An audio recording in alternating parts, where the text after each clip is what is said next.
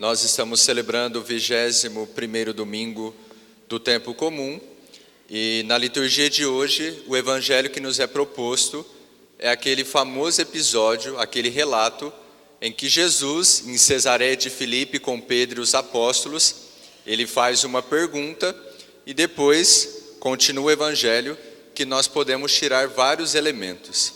Então nesse evangelho, a partir da resposta de Pedro, quando Jesus pergunta, quem dizem os homens ser o Filho do Homem? Os apóstolos começam a responder, alguns dizem que é Elias, outros que é João Batista, Jeremias, algum dos profetas. E Pedro, na graça do Pai, na graça de Deus, já de certo modo movido pelo Espírito Santo, ele já confessa a fé em Cristo como Filho do Pai, como Messias enviado. E aqui tem alguns detalhes interessantes no Evangelho, porque quando Pedro responde, quando Pedro faz essa profissão de fé em Cristo como Filho de Deus, como Messias enviado, Jesus faz a troca do nome de Pedro, de Simão, filho de Jonas, para Pedro. Na Sagrada Escritura, toda mudança de nome, desde o Antigo Testamento, toda mudança de nome indica a nova identidade da pessoa e a nova missão que ela recebe. E isso aconteceu com Pedro. A partir desse momento, desse evangelho, Pedro, que era um simples pescador, que tinha suas fragilidades, que tinha suas debilidades, ele é encarregado por Cristo, ele recebe de Cristo a missão de ser o chefe da igreja e o primeiro papa da igreja. Depois, uma outra coisa que aparece no evangelho, a imagem das chaves. Jesus concede autoridade a Pedro e usa a imagem da chave, que aparece também na primeira leitura. Por que a imagem da chave? Porque na tradição judaica, os judeus acreditavam que Deus tinha o poder da chave, porque somente Ele poderia abrir os céus para derramar a sua graça sobre a humanidade. Então, quando Jesus dá autoridade a Pedro e fala do poder das chaves, o que Jesus está dizendo? Que Pedro, como chefe dos apóstolos, como primeiro chefe da igreja, ele tem o poder pela sua autoridade de ser um intermediário entre Deus e a humanidade e derramar as graças de Deus para toda a humanidade. Isso foi transmitido depois aos apóstolos e até hoje é transmitido, em primeiro lugar, aos bispos e aos padres também. Por exemplo, eu pelo meu ministério, não pela minha força, pela minha graça, porque eu não tenho, mas pelo meu ministério, pela graça de ser padre, eu posso trazer a Eucaristia para vocês. Pela graça do meu ministério, eu posso perdoar pecados. Pela graça do meu ministério, eu posso administrar a unção dos enfermos. Pela graça do meu ministério, eu posso unir os casais no sacramento do matrimônio. Pela graça do meu ministério, eu posso acolher pessoas e crianças na igreja com o sacramento do batismo. Então essa graça que Jesus concedeu a Pedro em primeiro lugar, hoje também continua na igreja. E Pedro, como chefe da igreja, Jesus confia toda a igreja a Pedro. Não somente a igreja enquanto estrutura física, não somente a igreja enquanto instituição divina na sua estrutura, não. Jesus confia a Pedro a autoridade sobre todo o povo da igreja. E olha que coisa interessante. Ali era o germe da igreja, o início da igreja. Hoje, 2000 anos depois, bilhões de católicos estão espalhados pelo mundo. Foi sobre esse povo que Pedro nem imaginava que ele recebeu a autoridade. Mas o que fica de mais importante para nós, que pelo menos a mim me chama a atenção, é essa pergunta que Jesus faz. As duas perguntas, na verdade. Primeiro ele pergunta, quem dizem os homens ser o Filho do Homem? Ele chegou para os apóstolos e perguntou, olha, o que vocês estão ouvindo aí de mim? O povo está vendo os sinais, está vendo as curas que eu faço, os milagres, o que eles estão dizendo de mim? Eles começam a responder, olha, uns dizem que é João Batista, uns dizem que é Elias, Jeremias, algum dos profetas. E a segunda pergunta que Jesus faz, e vós, quem dizeis que eu sou? Essa pergunta também tem que ser feita para nós hoje. E nós, quem dizemos que é Jesus? E para nós, quem é Jesus Cristo? O que esse Deus homem que viveu há 2000 anos atrás tem a ver com a minha vida, Padre Rafael, e com a sua vida? O que esse homem, 2000 anos depois, que hoje repete essa pergunta a nós, o que ele faz na nossa vida? Nós experimentamos Jesus realmente? Nós enxergamos Jesus?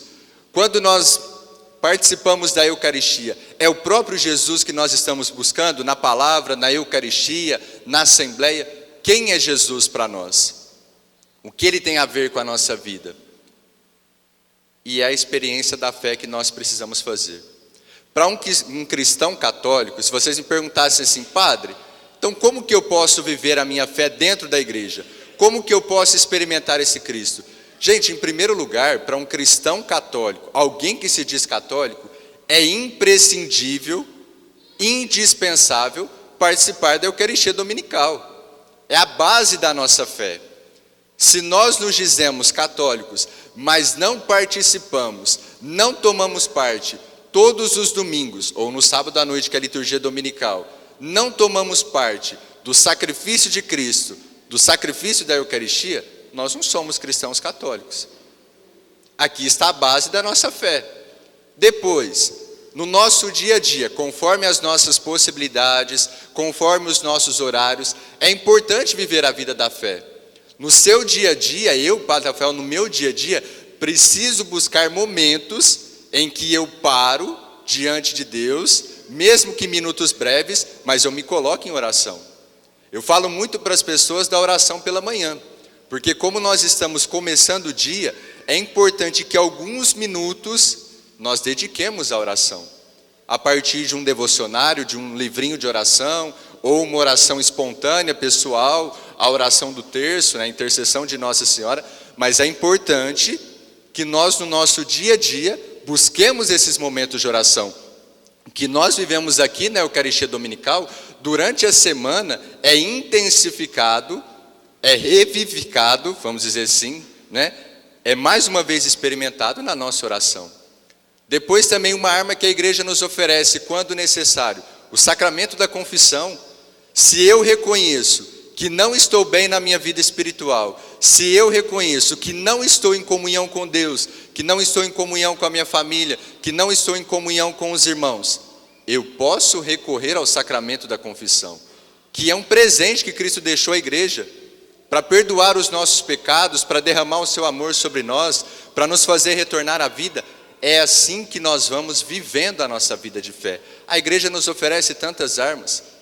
E aí nós entendemos o que Paulo está dizendo na segunda leitura, na carta aos Romanos. Nessa breve leitura, o que Paulo está dizendo? Paulo está dizendo do mistério da providência divina. Se eu não experimento esse Cristo na minha vida, se eu não toco esse Cristo na Eucaristia Dominical, na minha oração no dia a dia, no sacramento da confissão quando necessário, eu não entro no mistério da providência divina, que é um mistério, porque o que Deus pensa, o que Deus faz, o projeto de salvação dele para cada um de nós é muito maior do que nós pensamos, não cabe no nosso raciocínio. Se nós não entramos na experiência da fé, se nós não temos o olhar da fé, nós não entramos nesse projeto de salvação.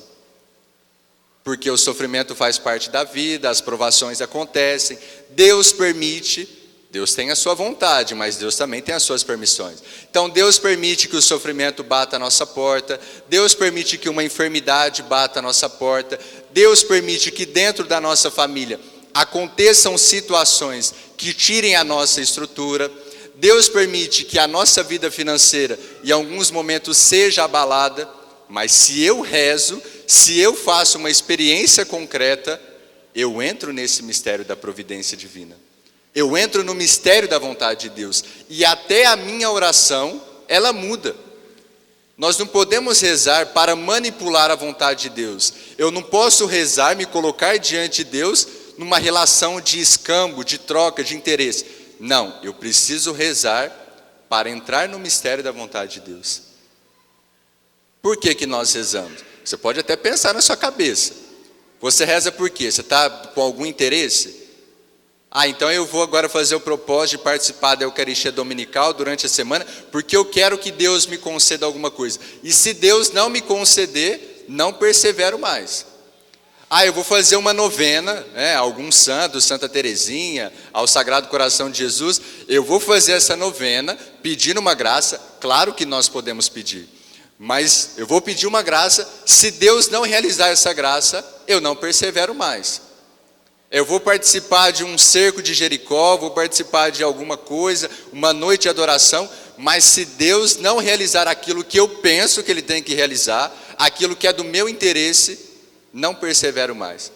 Você não entrou no mistério da vontade de Deus. Você não entrou no mistério da providência divina. Você ainda não entendeu, você ainda não está fazendo uma experiência profunda com Deus. Gente, tem coisa que eu pedi a Deus desde a minha adolescência, eu estou esperando até hoje. Em relação à minha família, minha casa, e está tudo bem, eu continuo na igreja, eu continuo rezando, hoje eu sou padre, está tudo bem. Quando nós entramos no mistério da providência divina, nós acolhemos aquilo que Deus faz e aquilo que Deus permite. E muitos santos fizeram essa experiência. Em primeiro lugar, Nossa Senhora. Santa Teresinha fez essa experiência, e hoje eu quero citar uma santa, que é o dia dela, mas nós não rezamos na liturgia, porque uma memória de um santo não está acima da celebração dominical. Vocês sabem que santa, que é o dia hoje? Santa Mônica. Santa Mônica, a grande mãe de Santo Agostinho. Santa Mônica, se vocês se recordam da história dela, Santa Mônica, cristã, recebeu a tradição cristã, fervorosa na oração, rezando. Santo Agostinho, antes da conversão, seguiu por caminhos errados. Amanhã celebramos Santo Agostinho. Seguiu por caminhos errados, e Santa Mônica, durante 30 anos, rezando pela conversão de Santo Agostinho, perseverando, confiando, até que Santo Agostinho se deu conta do toque de Cristo e ele se converteu. E Santa Mônica viu a conversão de Santo Agostinho, a conversão da família, viu que as suas preces, as suas lágrimas foram atendidas, e ela foi muito grata a Deus. E no final da vida de Santa Mônica, geralmente quando eu rezo nos velórios, eu cito esse fato da vida de Santa Mônica. Santa Mônica e Santo Agostinho, eles eram naturais de Cartago, na África. E eles haviam feito uma viagem, quando eles estavam voltando para Cartago, estava Santa Mônica, Santo Agostinho e o seu irmão, o seu pai já havia falecido. Eles pararam no porto de Ostia Tiberina, e ali, numa tarde, Santo Agostinho relata isso nas suas confissões, no seu livro. Numa tarde, Santa Mônica e Santo Agostinho estavam conversando sobre a vida eterna, sobre Deus, sobre o que Deus havia feito na vida deles. E Santa Mônica disse: olha, eu não espero mais nada. Aquilo que eu desejava e que Deus quis me conceder, eu já vi. A sua conversão, a conversão do seu irmão, agora eu posso partir em paz. Poucos dias depois, Santa Mônica caiu doente com uma febre. Naquela época não se tinha tantos meios. E ali no momento final da agonia de Santa Mônica, o irmão de Santo Agostinho disse que era melhor eles irem para Cartago às pressas, para que Santa Mônica fosse enterrada na sua cidade natal. Santa Mônica, que já havia entrado no mistério da providência divina, já havia entendido a vontade de Deus, já havia aceitado, ela falou assim: não me importa onde vocês me enterrarem, o corpo vocês podem colocar em qualquer lugar, mas rezem por mim no altar de Deus. É só isso que eu peço. Santa Mônica entrou no mistério da providência divina, entrou no mistério da vontade de Deus. É isso que nós podemos pedir nessa Eucaristia, a partir desse Evangelho, nos perguntando: quem é Jesus para nós? O que Ele faz na nossa vida? Eu reconheço quem é Jesus? Se eu reconheço esse Cristo, se eu experimento esse Cristo na Eucaristia, nos meus momentos de oração, quando eu busco o sacramento da confissão, quando eu busco a vida paroquial dentro da paróquia São Pedro, eu experimento esse Cristo e eu entro no mistério da Santíssima Trindade, o mistério, o plano de salvação que ela tem para mim. Queridos irmãos e irmãs, nessa Eucaristia peçamos essa graça à Santíssima Trindade. O momento do ofertório, o momento da consagração, eu sempre repito: É o momento de nós colocarmos a nossa vida no altar. Qual situação da sua vida você ainda não entrou no mistério da providência divina? Você ainda está questionando, você está murmurando, você não está aceitando uma provação, um sofrimento, uma dificuldade. Coloque isso diante do altar no momento do ofertório. E no momento da consagração, também coloque a sua vida como sacrifício diante do altar.